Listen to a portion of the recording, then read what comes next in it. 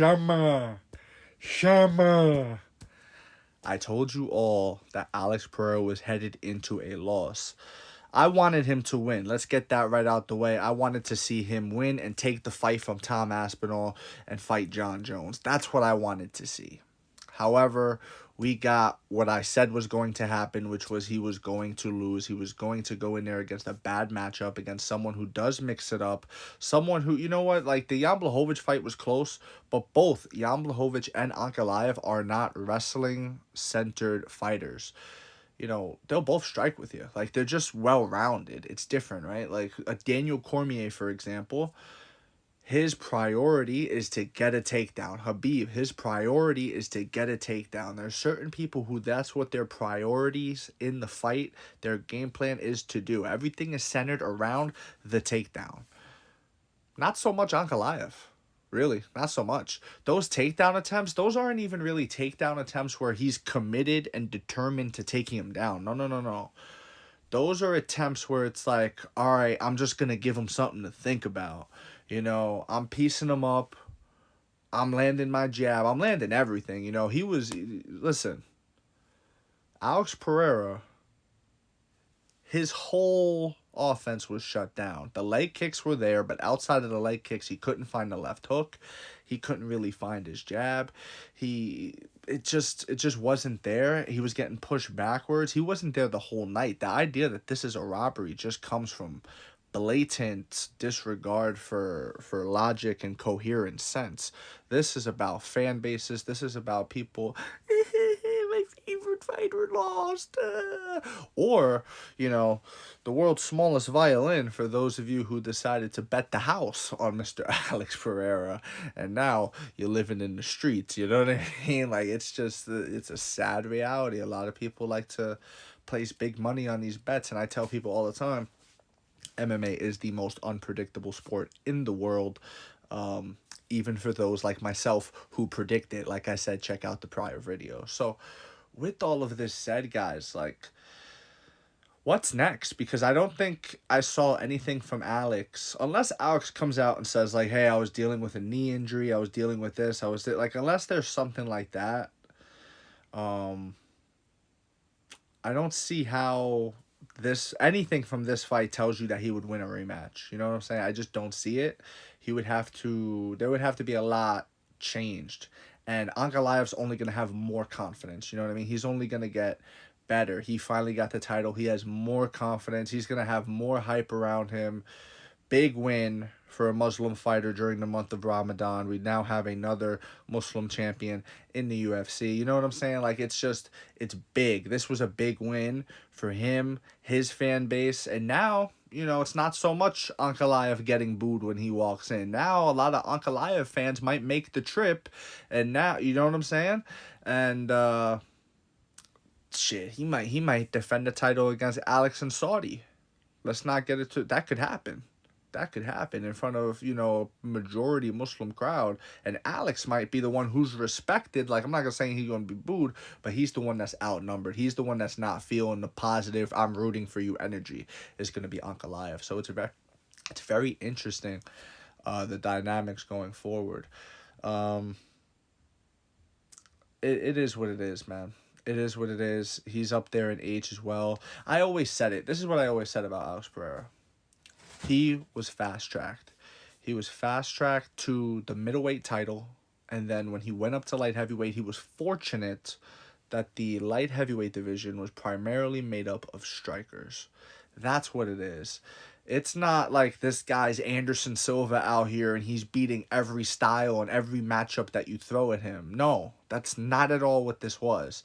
He does not deserve the one and only moniker that Bruce Buffer gave him. That was cringe. That was unbelievable to me. That was a complete watering down of the term, the one, the only. Because listen, if this guy is the one and the only, then that means a lot of people got to become the one and the only. That means now people like Kamaru Usman are being called the one and the only. You get what I'm saying? Like, no, bro, the one and the only was meant for Conor, who's inexplicably, like, he's just, not inexplicably, but he is undeniably the GOAT in terms of popularity and generating money for the brand, for everything, for the business. You get what I'm saying? For the industry. Conor McGregor took this sport to a complete another level. Not just another level. Like, it wasn't like he went from here to here with it. He went from here to like here. The UFC no longer competes with any other MMA promotion. It's not even close. The UFC now competes with the NFL, the MLB, NBA. These are the people that the UFC compete with. And it's because Conor took them to another level. Completely new level. Conor changed the game forever. He is the one, the only, despite all of his negative things you could say about him. Despite all of that, he changed the game forever, and he, boosted pay for fighters. He did a lot for the damn sport. Now, the next one and only is Jon Jones, who is arguably the greatest of all time in terms of inside the cage. In terms of, are you ready? Are you ready? Let's get it on. When that moment happens and Jon starts crawling towards you, it's a different thing. And when he's in there, it doesn't matter if you're Daniel Cormier, it doesn't matter if you're Rashad Evans, Rampage Jackson, Lyoto Machida, Mauricio Shogun Rua, Vitor Belfort. It doesn't matter who you are. Dominic Reyes, who, I won the fight. He looks like this guy. I won the fight. Even though you got that L on your record. You know what I mean? It's like, bro, those two guys deserve the one and the only. Alex Pereira does not deserve the one and the only. With respect to him, he is a great fighter. His accomplishments are great, and, but he's never even fought a wrestler. Like, I guarantee you, had he fought Derek Brunson in his third fight, or whenever he fought Sean Strickland, right? Whether it was his third or fourth fight. Instead of Sean Strickland, if he fought Derek Brunson, Marvin Vettori, Robert Whittaker was higher ranked at the time, so it wouldn't have been like that. But you get what I'm saying. If he fought that style, I believe he would have lost. I believe we would have seen him lose. He did not have to have the wrestler test the way Israel Adesanya had the wrestler test.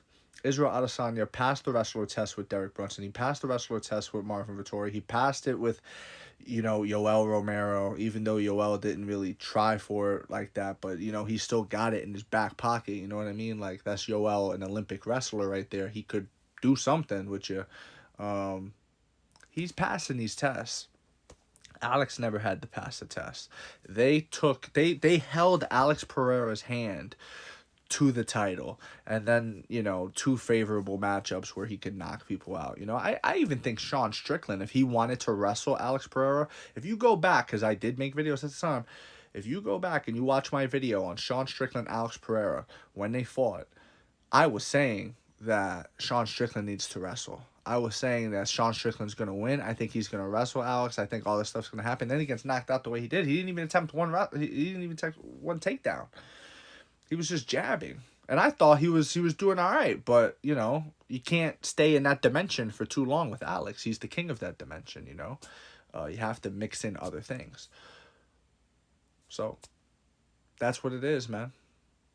I just gave you 9 minutes kind of hating on Alex Pereira. But I'm not an Alex Pereira hater. Again, I was hoping that he would have won in spectacular fashion. I think it's better for the sport if Alex Pereira wins. I think he has a more exciting style. I think he's just, he's become like a larger-than-life figure. That's why people get carried away, you know what I mean? People were getting crazy about this guy. The one and the only.